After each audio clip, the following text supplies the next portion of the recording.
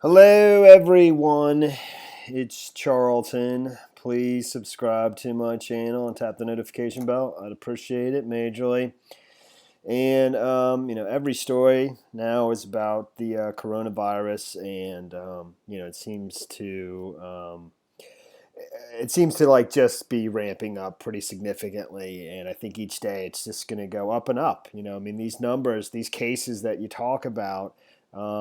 Like for instance, this one, which is the why I'm making this video, what seems to be, I mean, the headline over at the Daily Mail, America's youngest victim, who it's a 32, I think a 32-year-old. His name is Jeffrey Ghazarian, I believe, who just passed away this morning, because of coronavirus. But these numbers are they're just gonna compound, So these individual cases and things like that, they're just gonna be replaced by the next round of stuff. Unfortunately, it's really scary. It's almost I don't know. I'm sort of a superstitious person, and the thought of making these videos, definitely gives me pause. So, but.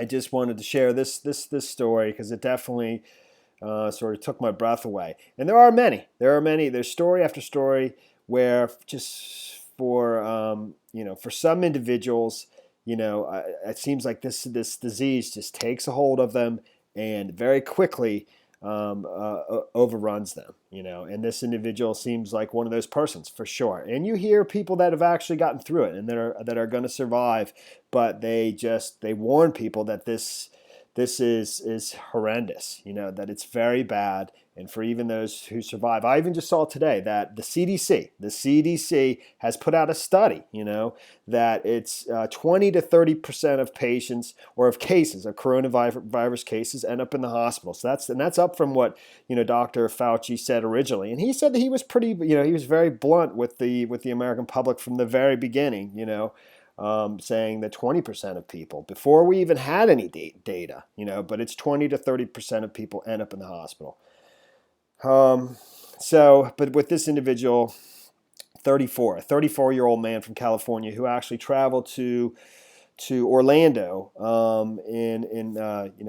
just a few weeks ago for a business conference, and I believe he went to Disney World or Disney World in Orlando for a day. Stayed a couple extra days beyond his business convention, and went there. And I think immediately felt sick. I'll read quickly through it. But when you read through his story, how quickly it advanced, and almost and he himself as a child suffered from asthma and bronchitis. In 2016, he survived testicular cancer. I believe that's some kind of cancer. I believe it was testicular cancer in 2016. But I think it's the fact that he had asthma and bronchitis issues as a kid. That's what was the major complication, the underlying complication for him that caused, that led to his death. Catching this disease. But when you read through his sad story, it's like he never had a chance. It's terrible. So it says, Jeffrey Ghazarian, and I believe that's Persian. I'm not positive of that. I think, and he's from LA. I think LA's got a huge Persian population. My wife is Persian. Anyways, Jeffrey Ghazarian died Thursday morning at Pasadena Hospital after spending 5 days hooked up to a ventilator and battling for his life. His sister says he suffered a lot and put up a good fight. We will miss Jeff every day, but we are thankful for all the fun, happy memories of the times we had together. Jeff's timeline regarding his COVID-19 infection is terrifying and should be eye-opening for people of all ages. This is TMZ, by the way. According to his family, he flew from LA to Orlando on March 2nd for a work conference, but stayed a few extra days to visit Disney World and Universal theme parks with friends. We're told on March 7th he developed a cough, and the next day he coughed up blood. He flew back to LAX on March 9th and immediately went to the ER, where he also had a high fever. The family says a chest x-ray confirmed Jeff had pneumonia and was tested for COVID-19, sent home with fluids and antibiotics and instructed to self-quarantine until he got the results back. We're told the results came back positive on March 13th, and Jeff was provided a portable oxygen meter to keep an eye on his levels, which took a turn for the worse that afternoon. On March 14th, he was taken by ambulance to the hospital and quickly transferred to the ICU when it was discovered his lungs were 60 to 70% blocked with pneumonia. Doctors decided the best path forward was to sedate and intubate, hoping a ventilator would help his lungs heal. Sadly, and despite the family claiming he was approved for antiviral meds, the medication was delayed in getting to him. He took a turn for the worse and passed away Thursday morning. It appears Jeff was a higher risk patient. He had a history of asthma and frequent bronchitis as a child, though he outgrew that. He also had undergone surgery for testicular cancer back in 2016. The CDC now says young people can also be at grave risk. This underscores the danger. He was 34. So, and it seems as though for now he's the youngest fatality in the United States for coronavirus. I don't know what we're up to. I think I want to say 160, but I'm not positive of that. I know we've surpassed the 10,000 confirmed cases level. These numbers are going to go way, way higher, and just because of the various times that all the experts are putting on this, saying that it's probably going to peak sometime in late April, and we're just we're in mid May, so mid March. There's just case after case that's just troubling, and I'm not going to review each one, but in each case.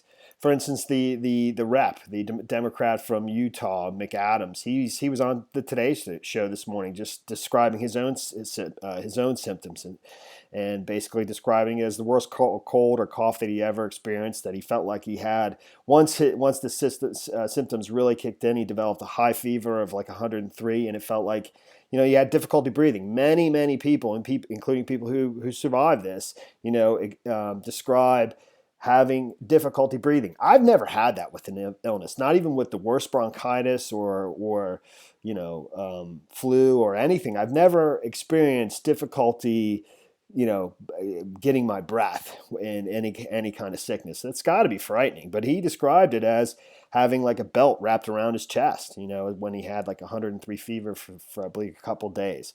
And it's different for different people. I mean, this individual here who describes it as excruciating, a variety of things, the difficulty breathing, where he could barely even get to the bathroom, move 50 feet, where, going from his bed to the bathroom, having to lay down on the floor on two separate occasions on his way to the bathroom because of exhaustion, and not being able to breathe properly, and having to lay down on the floor before trying to make another attempt to get himself to the bathroom. And, it's just this individual, Kevin Harris, who's from Ohio 55, describes it as just absolutely horrendous, very quickly. Maybe I'll cruise through his story and then this, but it's just person after person. There was somebody from the UK who was an avid gym goer, this lady who ended up in the intensive care unit, and she's just warning people, don't take any chances, take this super seriously. And that she basically said, she needs that ventilator, the tubes, the oxygen to breathe.